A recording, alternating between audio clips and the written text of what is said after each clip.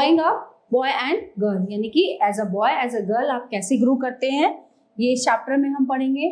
Factors responsible for gender inequality, different types of gender inequality, division of labour with in the family, gender empowerment, contribution of social reformers in the field of gender equality and empowerment of women, invisibilization of women's labor, measures to achieve gender equality. Okay, let's begin. Being a boy or a girl is an important part of one's identity, है ना? Being a girl or boy कि क्या है, ये आपकी identity होती है. The society we grow up in teaches us what kind of behavior is acceptable for girls and boys. तो जो सोसाइटी है, जो हमारा समाज है, ये एक चीज ये बाउंड मतलब वो कर देता है क्रिएट कि लड़कियों की क्या जिम्मेदारी है, लड़की क्या करना होता है, लड़कों को क्या करना होता है. ठीक है, तो किसके द्वारा? हमारे समाज के द्वारा डिसाइड किया जाता है. What boys and girls can or can not do. We often grow up thinking that these things are exactly the same everywhere. We will learn that most societies value men and women differently. The roles women play and the work they do are usually valued less than the roles men play and the work they do. When distinction is made between males and females and an equal treatment is meted out to boys and girls in different fields, it is called gender inequality. कि लड़कियों के साथ अलग behave होता है, लड़कों के साथ अलग बिहेव होता है. All through the ages, women on the basis of gender have always been discriminated in almost all the societies of the world. Sexual differences is biological but gender differences is sociological.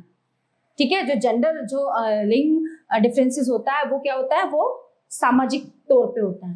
Right from their childhood girls are deprived of an equal access to health care, education and economic rights as the male of their society get. Gender inequality in Indian exists in term of gross population, literacy, sex ratio, socio-economic status and opportunities. Factor responsible for gender inequality. Women suffered from many disabilities. The chief among them were the following. कुछ मुख्य यहाँ पे दिए गए हैं. Neglect of female education. आज भी ये धारणा बनी हुई है कि लड़कों को ज्यादा पढ़ाओ, लड़के कामयाब होते हैं, कमाते हैं, घर का खर्चा चलाते हैं, लड़कियां शादियों के दूसरी घर जाते हैं, तो इनको ज्यादा पढ़ाना जरूरी नहीं है. आफ्टर ऑल इन्हें बनानी तो बाद में रोटी है. Parents usually treat their sons and daughters differently. While sons are given better educational facilities and also more opportunities for development in field other than academics, daughters are expected to learn household works. It was considered quite useless to educate them as they were neither required to seek employment nor to study scriptures. Number 2, discrimination against the girl child. The birth of girl child is considered as a liability in any family because a lot of money have to spend on her at the time of her marriage. है ना? इसलिए चाहते कि लड़कियां ज्यादा पैदा ना हो, इनकी शादी में बहुत पैसा खर्च होगा. With a few exceptions, discrimination is made in offering food to a male child and female child. ठीक है, कुछ exceptions है, मतलब आज भी low status of women in the society, है ना? जो महिलाएं हैं उनका औहदा थोड़ा कम है.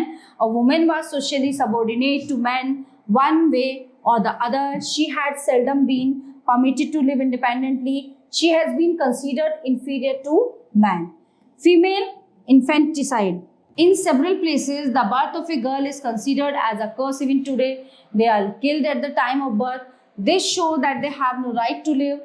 With the development of modern techniques, sex elective abortions take places in country. Different types of gender inequality. There are many types of gender inequality, but the chief of them are inequalities in the social and economic field. Economic aspects of gender.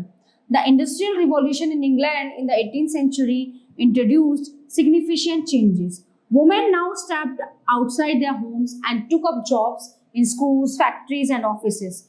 Economic necessities, rise in education, pressure of urbanization, nuclear setup of families, and consumerism all contributed to women joining diverse field of work.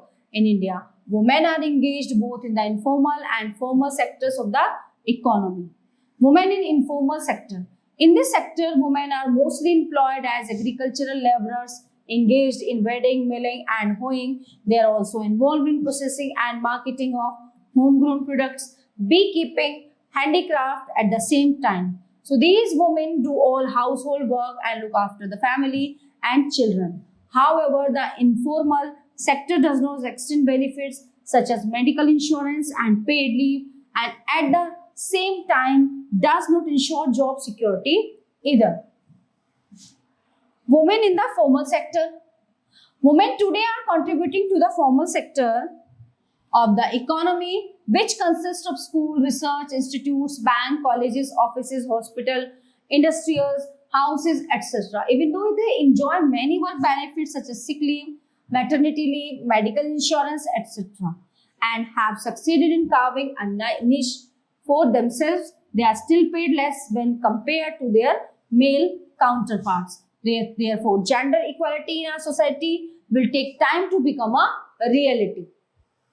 Division of labor within the family. A clear division of labor exists on the domestic front, where women look after the home and nurture the children while men go out to work and earn their livelihood. और घर संभालती है, बच्चों को संभालती है. In most households, a woman's life revolves around the needs of her family, household chores, etc. Gender empowerment. After the independence of India, inequality was recognized as a hindrance to progress, and so various steps were taken for the empowerment of women. So the most important among these were the right to vote. The constitution states that every Indian citizen, whether it is man or woman, who is above 18 years of age, has equal right to vote. Several school, colleges and institutions have been opened to impart education to girls. Their 33% reservation for women is being compulsory in legislature. Contribution of social reformers in the field of gender equality and empowerment of women. अच्छा, कितनी कोशिश कर ली जाए, लेकिन ये अभी भी पूरा 90 या 100% ये चीजें नहीं हुई हैं. अभी भी औरतों को कमतर माना जाता है, नीची दृष्टि से देखा जाता है. अभी भी उन्हें सोचा जाता है कि घर का काम करती हैं औरतें.